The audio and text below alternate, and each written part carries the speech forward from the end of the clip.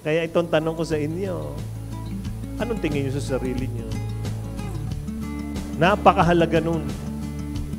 Kasi yun na ang magiging lakad mo sa buhay. Hindi para maging mayabang. Para mabuhay na tunay na anak ng Diyos. Kaya mahalaga muna yung tingin mo sa sarili mo. Pag binago nyo yun, nababago yung buhay.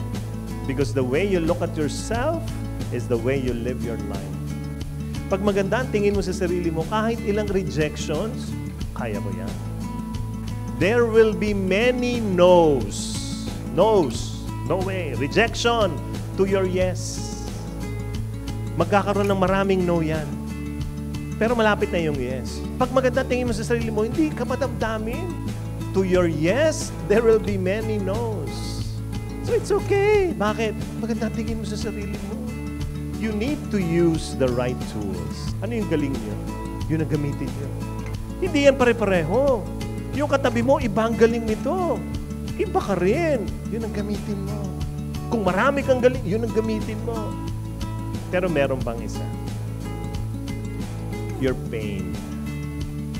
Yung sugat mo, that could be a tool for you to defeat your giants.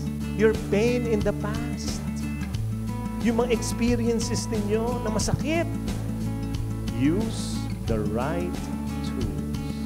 Choose a great team. Question, are you in a great team?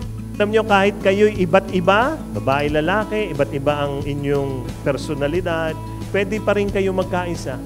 There is unity in diversity. I believe strongly in that.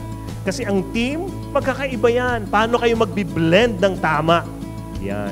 There is unity in diversity. Gawin nyo yung tatlong bagay na yan. Ha? Una, maniwala kayo sa sarili nyo. Kaya ko yan. Pangalawa, gamitin mo yung galing mo at sugat mo para itaob mo yan. Pangatlo, kasama mo ang Diyos. Paano ka matatalo? At may kasama ka pa, mga tao dito. Hindi kayo iiwan ng yes lang.